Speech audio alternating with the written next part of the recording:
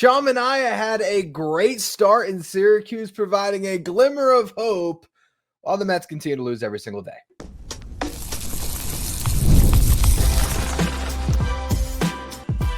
You are Locked On Mets, your daily New York Mets podcast. Part of the Locked On Podcast Network, your team every day. Hello to all you amazing Mets fans. You're watching Locked On Mets, part of the Locked On Podcast Network, your team every day. I'm your host, Ryan Finkelstein. I've been covering the New York Mets on this show since the 2019 season. This is the only podcast that covers the Mets 7 days a week throughout the regular season. If you want to find some of my written work, you could do so over at justbaseball.com, where I work as the managing editor. Well, I'm starting the show with a smile on my face because I'm not talking about the New York Mets right now. I'm going to save that for a little bit later on in the show. And I'm going to talk about Sean Manaea. So there's something that we can enjoy and have a positive baseball conversation about something going on that is a good thing for the New York Mets, because he was dominant on Friday. Just had a great performance. He was pitching in a resumed game because on Thursday night, the Syracuse Mets game was rained out after only one inning was played or postponed. Brandon Sproat pitched that one inning. Did not pitch well. Gave up 3 runs on 3 hits and a walk. So rough outing for Sproat. Manaea comes in for the second inning of the game, technically. Gives up a leadoff single, gets a strikeout, then a balk allows the runner to advance to second. A base hit advances the runner to third, and then a ground out scores 1 run. Then there's another ground out that gets Manaea out of the inning, and those 2 ground outs started a string where Sean Manaea retired 15 consecutive batters. I caught the final, probably I'd say a little over 2 innings of his outing. He looked like the old Sean Manaea. Fastball playing up in the zone, getting some chase on the sweeper out of the zone, attacking guys, uncomfortable swings, soft contact. It looked like the guy that was pitching out of his mind to close out the season for the Mets. That was a clear-cut ace that was able to go into Dodger Stadium in the NLCS and keep that really talented World Series winning lineup at bay. Sean Manaea is back, and it's coming soon, and it looks really, really good. Across 5 1/3 innings pitch, he struck out 7, gave up just that 1 run on the 2 hits, both of them being singles. Did not issue a walk. That is by far the best rehab start we have seen this year between Manaea, Blackburn, Montas. This is as good as it's gotten, and he's now very close to making a return to the Mets rotation. He needs one more rehab start. He got over 60 pitches. That's why I went out there to get 1 out in the, I guess that would have been the 7th inning of the resumed game, but he went again 5 1/3. And he got over 60 pitches. Next time out, you get him over 75. Next time out, he should be good to go to get towards 85 pitches. And it'll still be a little bit of a process of shaking off the rust and really building himself out. And I wouldn't say that Manaea is going to be completely in rhythm until maybe after the All-Star break. But the good news is you should now get 3 starts from Manaea before the All-Star break, or at least 2, depending on what the Mets do with their rotation. Essentially from here, Manaea will start likely on Wednesday next week, make his final rehab start. Then he'd be ready to go for July 1st after an off day. So not this upcoming week, but the following Monday, the 30th, the Mets will be off. So July 1st against the Brewers at home, Manaea could finally make his return. And if the Mets go with the 5-man rotation with 12 games left to play at that point before the All-Star break, he would get 3 starts. And I hope they would go with the 5-man rotation and just piggyback 2 guys, like a Blackburn and a Montas, just to try to put your best foot forward to go into this break strong. And to me, that means trying to get as many starts as you can out of Sean Manaea within reason. And with the off days the Mets have, definitely reasonable to expect him to potentially make 3 starts before we get to the All-Star break. And if that happens, you probably get 2 more after the All-Star break. And going way back when we've been talking about Manaea's return, I had said a while ago As long as the Mets can get 5 starts out of Manaea before before the deadline, they should have a pretty good idea of what they have. Again, the way he looked today, looks like they have their ace from last year. We'll see if that holds up. It was one rehab appearance against AAA competition, but the stuff was definitely looking as good as it could. So we'll see where things go from here, but this is a very encouraging sign for the Mets, who should be getting a really good starting pitcher back to open up July, and then hopefully this team can go on a little bit of a run from there. And at this point, it's just survive to get to that point. The Mets have announced that Frankie Montas will be the starter on Tuesday, as I talked about, I believe, on yesterday's show. If you look at what the road ahead is for the Mets to close out this series against the Phillies, it'll be Canning today on Saturday, David Peterson on Sunday. Against the Braves, that means it'll be Paul Blackburn, Frankie Montas, Clay Holmes, and Griffin Canning across that 4-game set. It would then be Peterson, Blackburn, Montas against the Pirates in Pittsburgh over the weekend. And then Sean Manaea would re-enter the fold at home against the Brewers. That'd be a homestand where it's Brewers, Yankees before the Mets hit the road. And I can't remember the order, but it's Orioles, Royals to close out the first half. So really good news on that front. The decision on Montas was basically just a matter of, hey, this guy, looked better, and he is a starting pitcher, and they need starting pitchers, and they'll see what they have. This gives next week, or I guess, next week. This gives Blackburn and Montas 2 starts each to prove themselves. And then you make your decision. That could mean that the two of them, since they are pitching on back-to-back days, they simply just piggyback each other from there. And I think that's probably the course of action.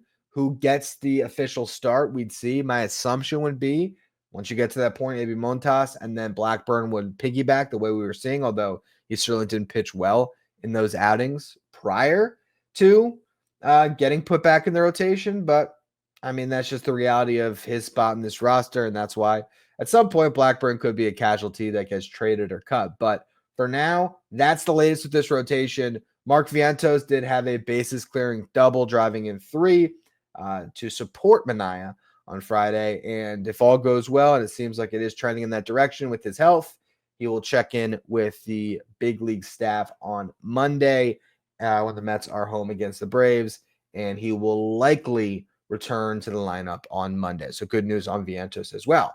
Now we'll talk about the bad news. The Mets played a baseball game and they got destroyed. So we'll go through that in just a minute. Today's episode is brought to you by Wonderful Pistachios. If you're looking for a snack that's both delicious and nutritious, crack into a good source of protein with Wonderful Pistachios. Wonderful Pistachios, one of the highest protein nuts, each 1 ounce serving at 6 grams of protein, giving you 10% of your daily value. Plus, they're packed with fiber and better for you unsaturated fats to help you feel fuller, longer. I personally love the no-shells variety of Wonderful Pistachios, and this is my go-to flavor, the smoky barbecue. It's the perfect grab-and-go snack, whether I'm at my desk, if I'm going on a road trip, if I'm hitting the golf course. Wonderful Pistachios are my snack of choice. If you love cracking open every shell for that satisfying crunch, they also have the in-shell options that are a classic favorite. Wonderful Pistachios is a complete protein providing all 9 essential amino acids. Get snackin' and get crackin' with the snack that packs a protein punch. Visit wonderfulpistachios.com to learn more. If you're watching on YouTube today, do me a favor and hit that subscribe button to help us get closer to our next goal of 14,000 subscribers. So I've avoided it long enough. Let's talk about the game. You look at the final score. If you are boycotting the Mets right now, maybe you're just listening to Locked On Mets to get your update, and you are rightfully pissed off, just as much as those of us who watch the game, but all you're seeing is a 10-2 score. You see the Mets got destroyed by the Phillies. They've lost 7 games in a row. They look horrible. What you wouldn't know from just looking at the box scores, the Mets were actually in this game through 6 innings, and it was a bullpen meltdown that cost them. Granted, they didn't score enough runs either, only scoring 2, but if Garrett pitches like what you'd expect Garrett to pitch like, maybe the Mets could have won this game. Instead, he has a brutal appearance, and that pretty much dooms the Mets. I'll also say on the offensive side of things, a crazy stat. Here's a lineup that was able to force Zach Wheeler out of the game after 5 innings, and yet they only had 2 at-bats all game with a runner in scoring position. That shows you how much this lineup continues to struggle. In the first inning, they look great. They load the bases against Zach Wheeler, had a real chance to break the game open. And I've seen that story with Zach Wheeler a million times, from when he was in a Mets uniform, particularly now that it's in a Phillies uniform. This is a guy that can get gotten to in the first inning, but if you don't, and if he can squirm his way out of it, you're pretty much screwed, and that's what happened to the Mets. Jeff McNeil hits into a double play ball in that bases loaded one-out situation in the first, kills the Mets, obviously, inning-ending double play. The only other time that the Mets were able to get a runner in scoring position came in the fifth inning against Wheeler, when Brandon Nimmo hit a two-out double against him, but then Juan Soto struck out, and the Mets were unable to do anything with that opportunity. In the sixth inning, Pete Alonso and Jeff McNeil hit back-to-back home runs off Taijuan Walker once they got Zach Wheeler out of the game. That tied things up 2-2, but as I mentioned, it all fell apart when Reed Garrett took the mound, gave up back-to-back doubles that scored a run to break the tie that was only there for an inning. Then he issued a walk, another base hit that drove in a second run before he was pulled for Justin Garza. Garza finishes off the game for the Mets, but allowed 4 more runs in that inning, 2 attributed to Garrett, 2 attributed to him. Nick Castellanos got an RBI single. J.T. Realmuto walked to load the bases. Then Bryson Stott nearly hit a grand slam, hit off the top of the wall in center field. Tyrone Taylor didn't read it well. I think it was Nimmo that got the ball in, and Nick Castellanos didn't read it well. Very strange play at the plate where you saw Castellanos slide in and then J.T. Realmuto slide in just after him, and they get 3 runs on the play. Garza, like I mentioned, finished off the game, but he gave up a 2-run homer to Nick Castellanos in the 8th inning to make it 10-2. So I'd imagine Garza probably going down after he threw, I think, 35 pitches across the 2 innings. So rough outing for Garza, really bad outing for Garrett, who, again, comes into the game in a tied 2-2 with a tied 2-2 score. If he shuts down the Phillies and you are carrying over some momentum from the 2 home runs from Alonso McNeil that got you back into the game, maybe the Mets are able to win it late. But by the time they get a chance to bat again after Garrett pitches there in the bottom of the 7th, the game's gotten away. It's 8-2. And so at that point, I don't really blame the Mets too much for having lifeless at-bats in the final 2 innings when you're spiraling in a 7-game losing streak and you just watch your bullpen give up 6 runs. That's a little bit excusable. Now, should they have maybe scored in the 7th inning after putting up those 2 runs in the 6th to grab a lead? I mean, potentially, but the way I look at this game, yes, it sucks. It was a brutal loss. Another one, really frustrating, keeps on happening. But this to me was similar to the loss on Tuesday, where David Peterson pitched great and the Mets lineup was impressive against a good starting pitcher, but they ultimately did not score enough, but also their bullpen blew it. And that's the bigger thing. And Reed Garrett's been at the forefront both times. Reed Garrett was amazing all year. This is just one of those things where when it rains, it pours for a team. That's what's going on here. You have a guy that's been lights out all year. Reed Garrett's not going to pitch to, let's see what his ERA was before these last couple outings. I think he was sub-1. That's not going to happen all year. Reed Garrett's going to give up runs unless you're Aaron Loop in 2020. Is it 2022? Let's say 2022 Aaron Loop. I think he was part of the combined. Now I'm just Googling stuff, having fun. I think it was part of the combined no-hitter, which is why I'm remembering it being 2022. 2022. It's 2021. I was off a year. He must not have been part of that combined no. It was Anthony Banda. How about that? There's a poll. 0.95 ERA for Aaron Loop in 2021, and his 2 years after that, pretty brutal. 3.84 in 2022, and then a 6.10 ERA, and that ended his career in 2023. But getting back to the reliever who blew it today, the guy who was working on a sub-1 ERA for a long time, he had a, shout out to Loop, a 0.95 ERA going into the week. Gave up one run that was attributed to him, was a couple to Peterson on Tuesday. And now the 4 earned runs, that's pushed his ERA it went from 0.95 to 1.23 to now 2.45. Reed Garrett can pitch to a 2.45 ERA for the rest of the season. This is just that regression to the mean. It just comes at a brutal time, and here you are. So hopefully Garrett can move past this, but obviously his performance really did burn the Mets in this game. And that's what it comes down to. But again, when it comes to a game plan against a starting pitcher, while you can, go through each individual guys at bats and say, oh, Lindor needs to be better. Soto came up short in a couple of spots. I still think that getting Zach Wheeler out of the game through 5 innings is a huge win. You just didn't capitalize on the bullpen. And again, you did in the first inning you saw of Taijuan Walker out of the bullpen. Second inning you didn't, but had Garrett put up a 0, I think the at-bats are different in the 8th and 9th innings. So again, to me, this is really just a matter of a bullpen blow-up. And overall, I am not as upset as I probably should be when the Mets have lost 7 games in a row. It's a 10-2 loss. I'm not happy about the way they're playing, but I just feel like at a certain point, things have to turn around. They just have to. It can't be this bad forever. And I feel like we hopefully can see the tide start turning in a better direction soon here. I'll also say the other part of this was Blade Tidwell looked really good. So that's the most positive takeaway from this game is the fact that Blade Tidwell looks like a pitcher that can help you this year. Whether that is in another spot starter role at some point where the Mets need a guy, or if he eventually gets shortened up and pitches out of the bullpen, because Tidwell's already on the 40-man roster, it might make sense to do that if the Mets really just want to keep Noel McLean on that top prospect status and have him just pitch out this year as a starting pitcher in AAA, build up his innings, and get him ready for a huge role in 2026. That could be the direction the Mets go. Maybe they look at Blade Tidwell and say, you know what? Let's shorten him up and let's see what that's going to look like, because he's got a fastball that, touched 99 in this game, if I'm not mistaken, or at least 98.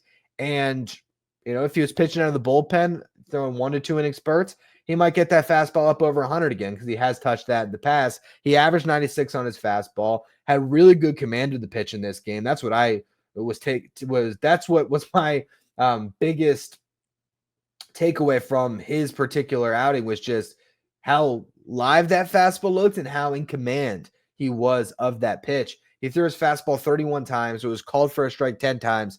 He got 9 swings, 4 whiffs, 3 foul balls. So if you look at it that way, 17 of the 31 pitches or the 31 fastballs got a positive outcome. There was also 2 balls put in play, so actually make that 19 of the 31 fastballs had a positive outcome, because those 2 balls put in play were for outs. So his fastball looked great.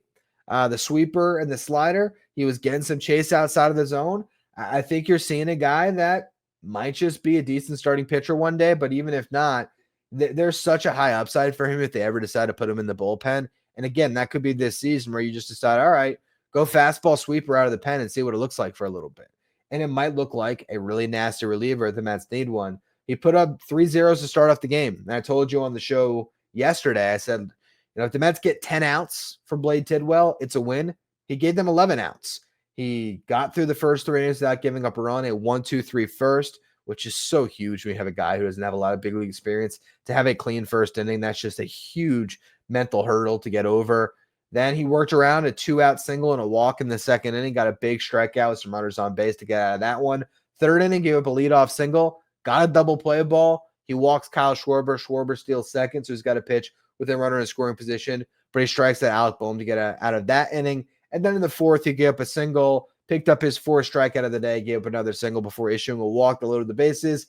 Nearly got out of it. Got a chopper hit to Brett Beatty, and they tried to turn 2. They were just short of being able to turn that double play. The runner was in by a step.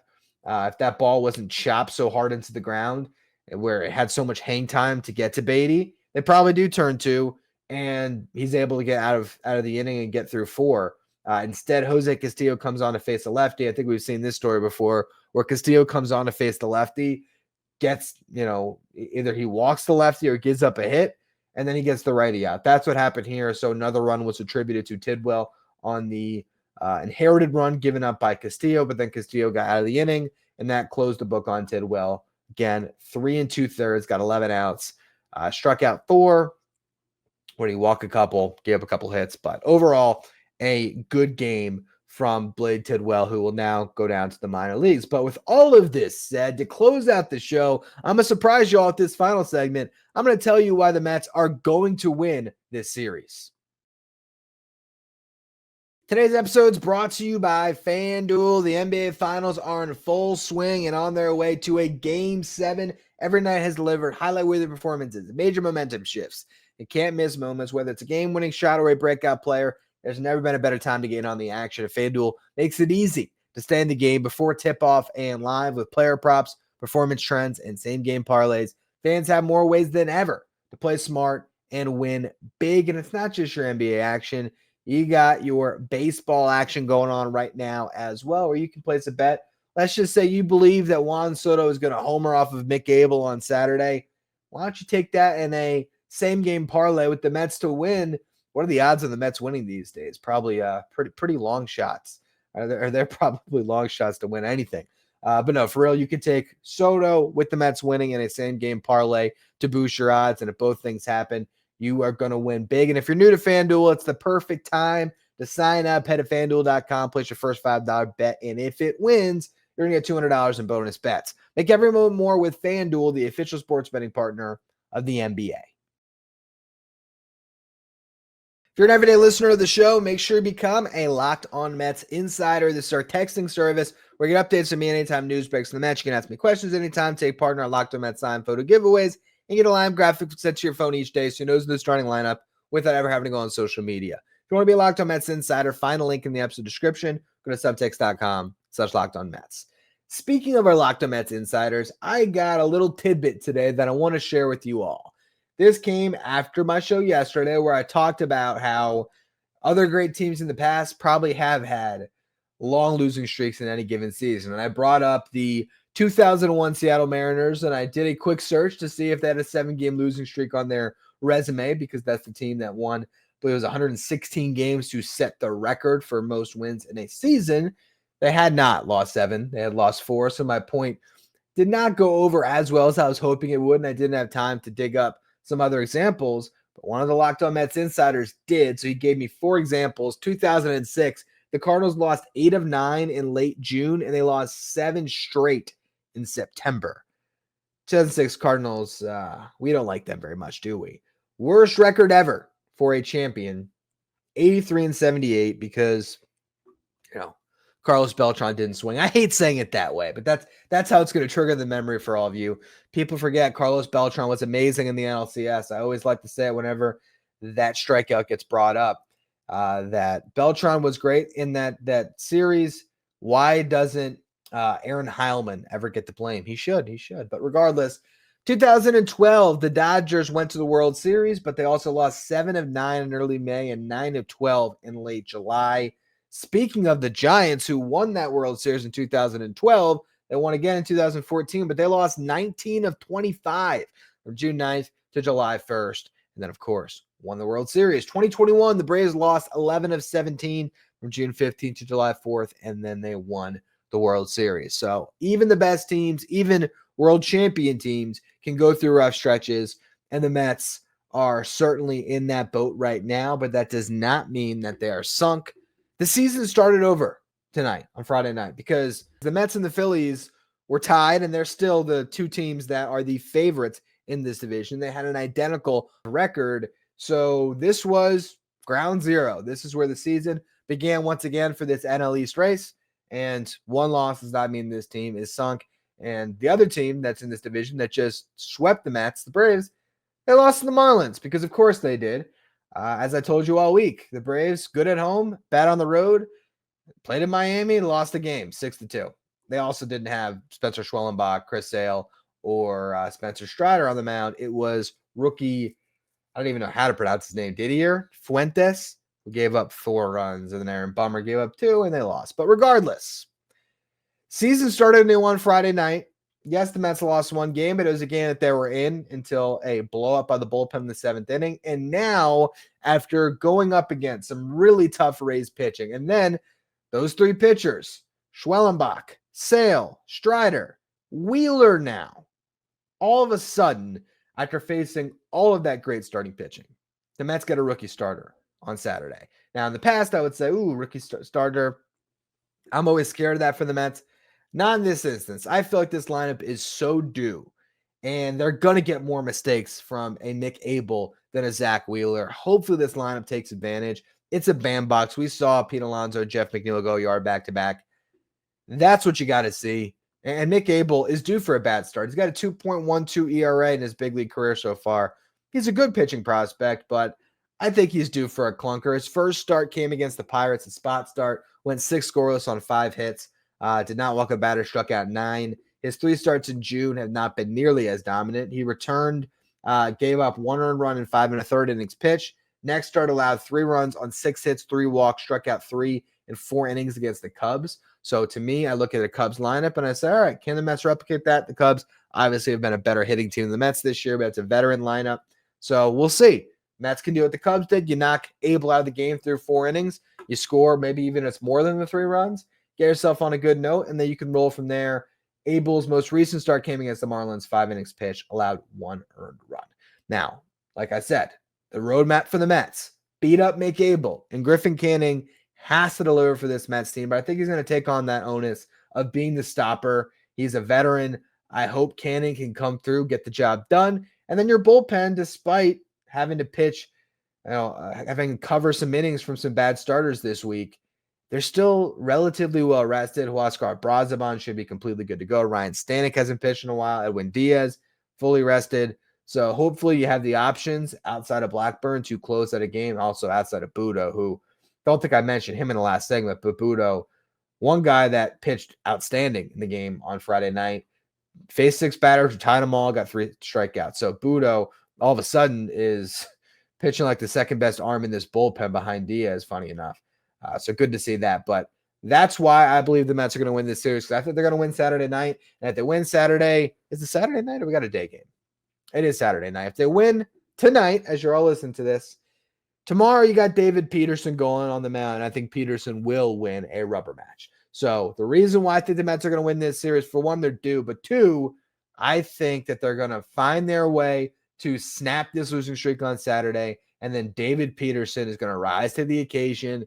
Maybe Jesus Luzardo has a bad start on Sunday as well, and the Mets are able to win this series, and that would change everything. You'd flush the losing streak, you'd be back in first place, and maybe Braves come to your house, you get some revenge, you go to Pittsburgh, you beat up the Pirates, Sean Manaea returns on the following Monday, and all is good in Mets land. That is my hope. Now, one last note, because there will be some roster moves on Saturday. Blade Tidwell is definitely going down, but I imagine Justin Garza is as well after throwing all of those pitches. Mets probably get 2 more fresh arms up. Tyler Zuber and Chris Devanski did not pitch on Friday. There was 2 games played in Syracuse because they had to pick up the postponed game, and then they played a 7-inning game after that. Austin Warren pitched, so he's out.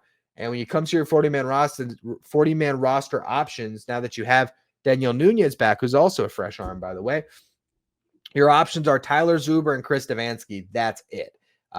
Devanski, I projected that he was going to join the bullpen for Saturday on yesterday's show, so I'm holding true on that one. They could just stick with Garza and have him rest for a couple days and get back on the horse. That wouldn't surprise me. I think the roster move I'm pretty sure about is Devanski for Tidwell, but again, I could see Zuber just to get a fresh arm up there, potentially flipped for Garza. But then again, I don't know how much you want to see Zuber in the bullpen. He has not had a good season in AAA. Anyway, that's going to be all for today's edition of Locked On Mets. I'll be back on tomorrow's show to break down the Mets win, hopefully, and we will roll from there. And I'll also try to get to some minor league stuff, but today there was just too much about this train wreck that I wanted to cover, as well as the hope that Sean Manaea brings that maybe, just maybe, there are brighter days ahead. As always, thank you all for listening. Make sure you follow, rate, and review wherever you get your podcast. Follow me on social media, Finkelstein Ryan. Follow the show, Locked On Mets. Thank you for making Locked On Mets your first listen, your first watch every day. And after your second watch, check out Locked On Sports Today, which is streaming 24/7 on YouTube. It is the first ever channel that gives you coverage of everything going on in the sports world with our local experts on each team, team-wide experts for each league. Find Locked On Sports Today, streaming 24/7 on YouTube.